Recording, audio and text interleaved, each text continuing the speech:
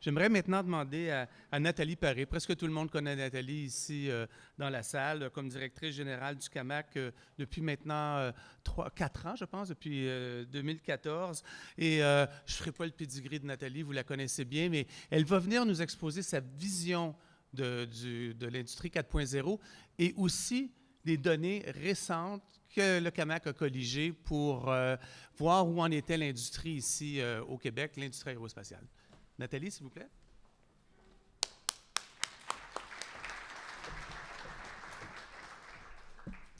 Bon matin, merci Christian.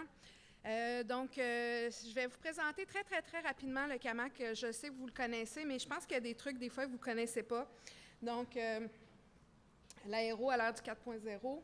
Ah mon Dieu, on a perdu mon graphique en arrière. J'espère qu'on ne perdra pas les images tantôt.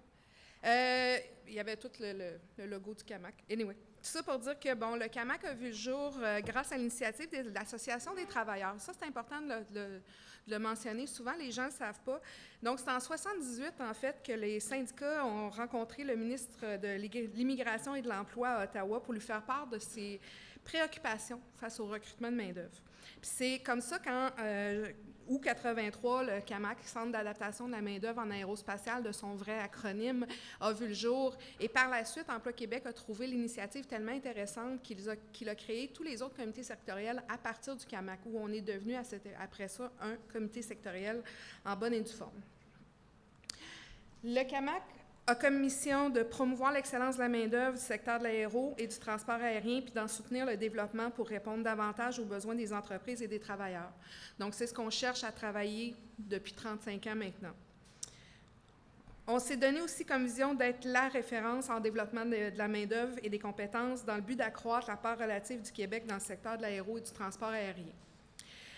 Souvent, ce que les gens ne savent pas, c'est que le CAMAC couvre le secteur manufacturier aérospatial, qui représente 35 de notre secteur, soit 206 entreprises, mais on couvre aussi le secteur du transport aérien, qui représente 229 entreprises, et les aéroports. Oui, il y a 144 aéroports au Québec, si vous ne le saviez pas.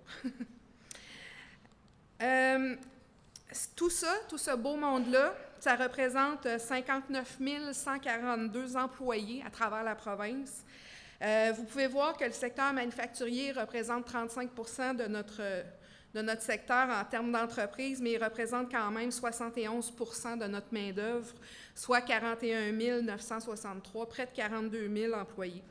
Le secteur du transport aérien, lui, représente 15 600 à peu près, soit 26 de notre main-d'œuvre. Et le secteur des aéroports, 1 591. Ça, c'était les chiffres au 1er janvier 2017. J'en profite, je fais une petite promo. On est dans notre recensement. On vous a envoyé le formulaire de recensement. Le recensement, ça nous sert à prévoir le futur. Donc, n'hésitez pas, complétez-le.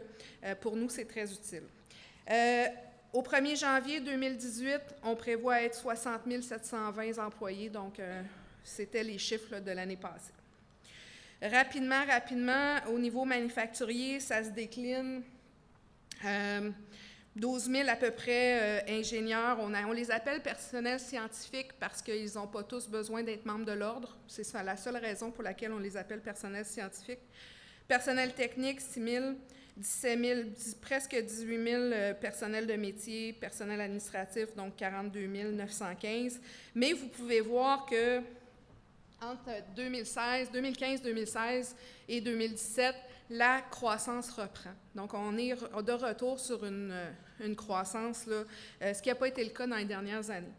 Je vous dirais qu'à ma première année de nomination au CAMAC, je pense que j'ai annoncé les pires chiffres qu'on avait jamais eu de l'histoire. Ce n'était pas une super bonne année pour moi.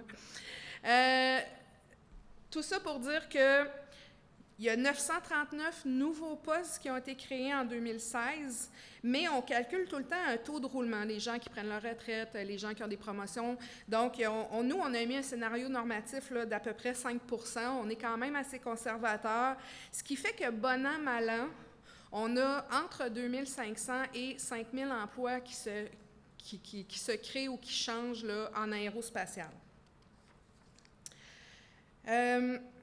Celui-là, je vais passer quand même assez rapidement. Vous voyez, au niveau des PME, Une PME, pour nous, 500 employés et moins. Une grande entreprise, plus de 500.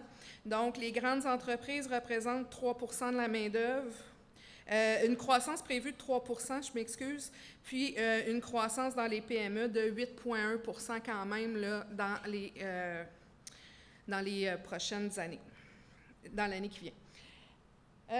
Ce graphique-là, j'aime beaucoup le sortir parce que le CAMAC fait ce recensement-là depuis plus de 30 ans. Puis ce qui est important, ce qui est intéressant là-dedans, c'est de voir que malgré 3 récessions, malgré 2 guerres du Golfe, une quasi-pandémie du SRAS, 2 crises financières, une crise du pétrole, les événements du 11 septembre, vous voyez que le secteur aéro au CAMAC a toujours remonté. Et on peut très bien voir, si vous regardez les pics où ça descend, vous voyez là, 2011, vous voyez 2009, vous voyez tous ces événements-là marqués. Puis si, en fait, je porte votre attention complètement au bout, vous voyez qu'on est sur une reprise et normalement, on remonte plus haut que où on était auparavant. Ce qui fait que quand on fait des projections, on a une croissance annualisée là, dans les 32 dernières années de 2,13 %. Donc, 21 années de croissance quand même sur 30. Sur 32, on a eu, d'ici 2026, on prévoit créer 8 816 nouveaux postes, 22 865 postes à combler en remplacement, soit 31 681 postes. Ce chiffre-là, là, retenez-le, là, parce qu'avec les difficultés de recrutement qu'on a dans les années à venir, ça va être important. Donc, j'arrive au sujet du jour. Le portrait actuel de la situation dans l'industrie 4.0. L'an passé, quand on a fait notre recensement, on a voulu savoir où se trouvait l'industrie aéro au niveau de la révolution 4.0. Donc, c'est bon. On a demandé aux entreprises qui avait un système de ERP, soit un Enterprise Resource Planning. Donc, vous pouvez voir sur le graphique que 52 % des entreprises n'ont pas de ERP. Donc, et 47 % en ont un. Ensuite de ça, qui planifie une mise à jour? Donc, 33 % ne planifient pas de mise à jour parmi les 77 qui en ont un. Et dans les gens qui pensent faire une mise à jour de leur système, 10 % dans les PME et 3 % dans les grandes entreprises. Parmi, ensuite de ça, les ERP, donc 56, pas de mise à jour, 16 prévoient faire une mise à jour dans la prochaine année, 3 d'ici 2 ans, 1 d'ici 3 ans et 1 dans, on ne sait pas quand, mais il va falloir qu'on fasse une mise à jour à un moment donné. On a aussi ensuite questionné les entreprises à savoir qui a un système de gestion des RH. Donc, sur les 163 entreprises qui ont répondu, donc 163 sur 206, ça vous donne quand même un bon ratio de réponse. 97 n'ont pas, parce que si vous calculez 97, puis 7 qui planifient en implanter, donc 97 qui n'ont pas de système de ressources humaines, mais 7 qui prévoient en implanter un d'ici 4 ans. Et parmi les entreprises qui ont un système de gestion des RH, 33 % des PME, 8 % dans les grandes entreprises. Ça va jusque-là. Internet of Things, présence de dispositifs connectés. Donc, toujours parmi les 163 entreprises qu'on a recensées, 88 %, 143 sur 163 n'ont pas de dispositifs connectés. 4 planifient une implantation. Puis parmi les entreprises qui sont connectées, on dit que 2 % sont dans les grandes entreprises et 8 % sont dans les PME. Maintenant, la gestion des métadonnées, la gestion du big data, où on en est là-dedans. Donc, dans nos 163 entreprises, 131 ne font aucune gestion de ces données-là. Dans celles qui en font, dans les PME, on en a 21, 13 % et 10 dans les grandes entreprises. Puis, une seule qui planifie faire une implantation là, de gestion des métadonnées. Processus de fabrication additive. Parmi les entreprises, toujours 163 Montbassin, J'ai 131 entreprises qui ne font pas, 141 en fait avec ceux qui planifient, mais 141 qui ne font pas de fabrication additive, 10 qui planifient en implanter. Et parmi celles qui font de la fabrication additive, on est à 5 dans les grandes entreprises et 17 dans les PME. Mes dernières données, je vous garoche beaucoup de chiffres là, ce matin comme ça, mais ça va nous servir après ça tout le long de la journée. Présence de robots.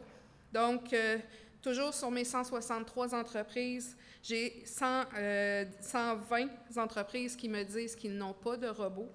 Et ensuite de ça, parmi celles qui en ont, on en a 9 dans les grandes entreprises, 34 dans les PME qui nous disent qu'ils ont des robots d'installés et fonctionnels. C'est toujours selon la réponse des gens. Okay? Je ne vais pas dans chaque entreprise visiter, là, mais c'est toujours selon ce que les gens nous disent comme données. On va pouvoir en discuter lors du panel. Je vous dis merci, bon colloque. Et si vous avez des questions, n'hésitez pas, on va être là après. Merci.